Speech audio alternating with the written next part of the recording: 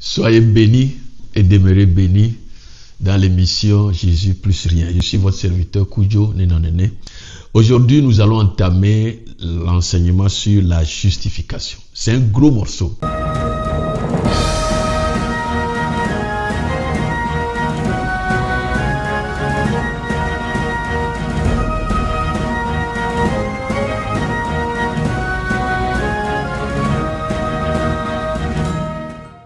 La justification, c'est l'une des doctrines, je peux dire, centrales de l'Église de Jésus-Christ. Et quand un disciple de Jésus ne comprend pas la justification et ne la vit pas, il aura des problèmes quand il va tomber dans un péché. Si vous ne vivez pas la justification, vous serez séduit par l'ennemi et vous pouvez vivre dans la culpabilité parce que vous ignorez combien de fois Dieu vous considère comme juste. Vous allez voir que quand nous prenons la sanctification par exemple, elle a 3 temps. Mais quand nous prenons la justification, c'est seulement un seul temps. Je vais vous l'expliquer. Il y a la sanctification du début, il y a la sanctification progressive, il y a la sanctification finale. Mais quand vous prenez la justification, c'est un seul temps. Cela voudrait dire que quand vous recevez Jésus, le jour où vous avez dit oui à l'appel pour le salut de Dieu, et Dieu vous sauve, Jésus devient votre Seigneur et Sauveur. Votre nom est écrit dans le livre de vie de l'agneau et Dieu vous considère comme juste. Vous pouvez imaginer? Et c'est un seul temps. Cela voudrait dire que si vous tombez quand vous êtes encore à terre, vous ne devenez pas injuste. C'est pour ça que la Bible est claire en disant que 7 fois le juste tombe et 7 fois il se relève.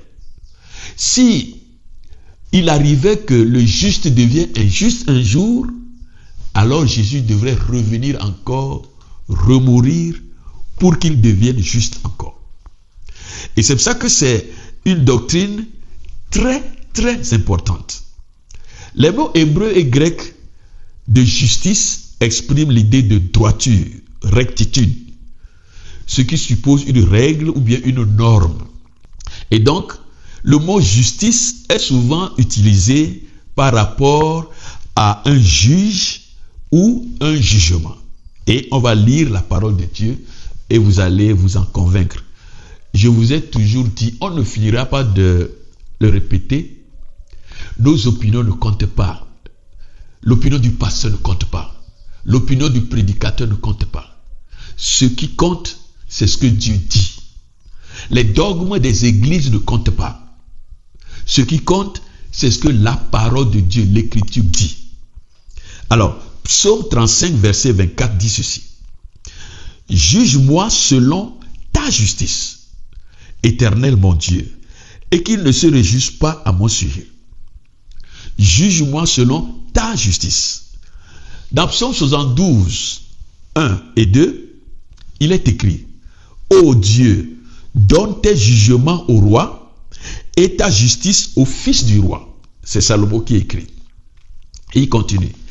Il jugera ton peuple avec justice et tes malheureux avec équité.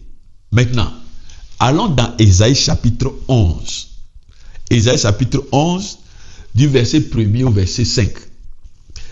Il est dit ceci. Puis un rameau sortira du tronc d'Isaïe et un rejeton naîtra de ses racines. Je voudrais vous rappeler que nous sommes dans les temps messianiques. L'esprit de l'Éternel reposera sur lui. Esprit de sagesse et d'intelligence. Esprit de conseil et de force. Esprit de connaissance et de crainte de l'Éternel. Il respirera la crainte de l'Éternel Il ne jugera point sur l'apparence. Il ne prononcera point sur un oui-dire.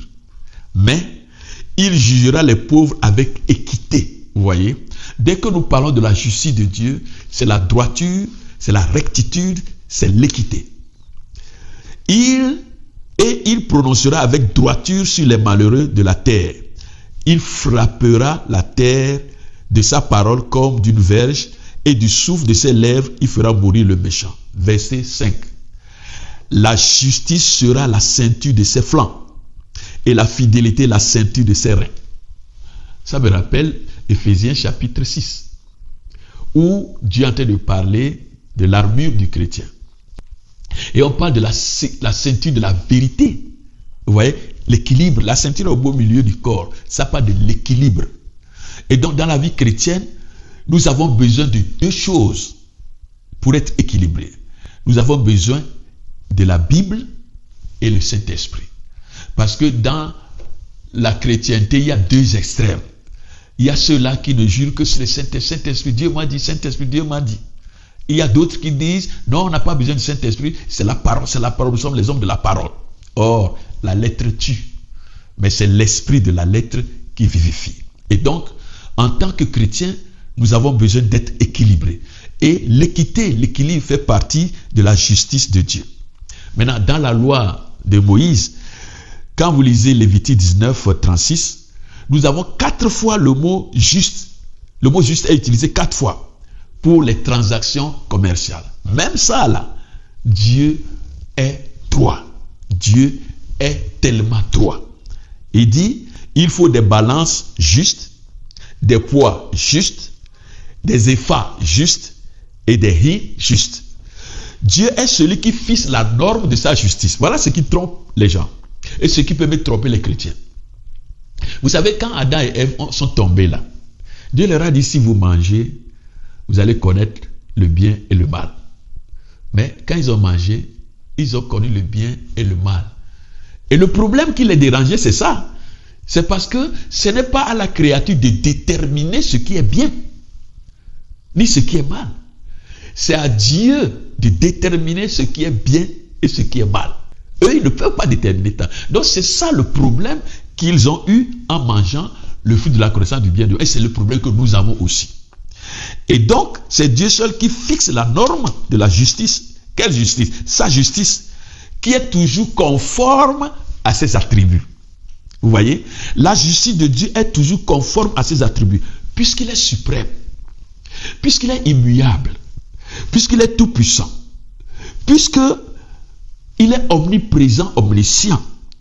Par conséquent, sa justice-là fixe sa norme.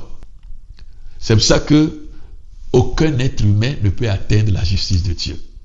Mais en conclusion, la justice dans la Bible est un terme juridique. C'est-à-dire, c'est un terme de tribunal, de justice. Et quand Dieu s'assoit sur son trône imperturbable, et quand il dit quelque chose, c'est conforme à sa justice. Et parce qu'il est souverain, sa justice aussi est souveraine. Et sa justice ne va pas changer selon l'humeur des hommes. Maintenant, comment mettre ensemble la bonté, la miséricorde, la compassion et l'amour de Dieu par rapport à la justice de Dieu? Vous entendez souvent les gens dire, Dieu qui est si bon, mais comment il a créé l'enfer? Dieu qui est si miséricordieux, mais pourquoi donc il va permettre que les gens aillent griller en enfer? Je pense que vous avez souvent entendu ça. Oh, Dieu qui est si doux, si compatissant. Non, l'enfer n'existe pas. Ce Dieu d'amour ne peut pas créer un lieu qu'on appelle enfer. Mais un Dieu si bon ne peut pas laisser des hommes aller en enfer. Mes chers amis, ce que ces détracteurs oublient et ignorent complètement, c'est sa justice. Oui, il est bon. Oui, il est miséricordieux. Et ce sont des attributs communicables. Vous savez, quand on dit souvent que nous devons ressembler à Jésus, là, nous devons le ressembler dans son humanité, pas dans sa divinité. beaucoup de gens, des faux prophètes qui se sont dit qu'ils vont ressembler Jésus dans sa divinité, qu'ils vont marcher sur l'eau, qu'ils vont être enterrés aussi comme Jésus, ils sont morts. Est-ce que vous voyez? Parce que Dieu a des attributs communicables et des attributs non communicables. Est-ce que vous voyez? Donc, dans ces attributs communicables, qui sont par exemple l'amour, la miséricorde, la compassion, etc., oui, Dieu est compatissant. Mais sa justice vient d'abord en premier.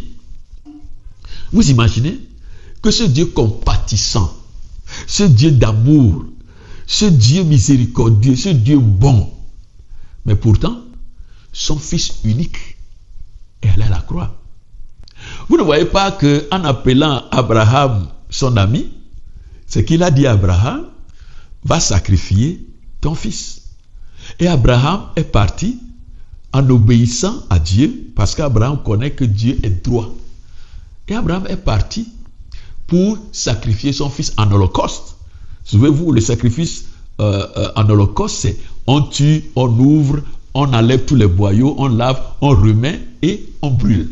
C'est ce que Dieu, qui est pourtant amour, qui est pourtant miséricordieux, a demandé à Abraham. Mais quand Abraham était dans le mont Morija avec Isaac, son fils unique, quand il a levé le couteau, Abraham ne faisait pas semblant. Quand il a levé le couteau pour tuer, Dieu l'a arrêté. Vous voyez, Dieu l'a arrêté. Mais parce que Dieu a dit, va me sacrifier ton fils.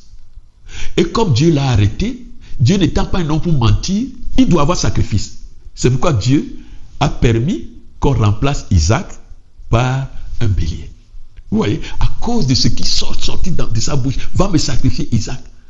Et comme Isaac allait être épargné, il faudrait que un substitut soit mort. Maintenant, Psaume 5, verset 5 dit ceci. Car tu n'es pas un Dieu qui prenne plaisir au mal. Le méchant n'a pas sa demeure auprès de toi. Vous voyez? Donc Dieu ne prend pas plaisir au mal. C'est-à-dire, un tout petit péché ne peut s'approcher de Dieu.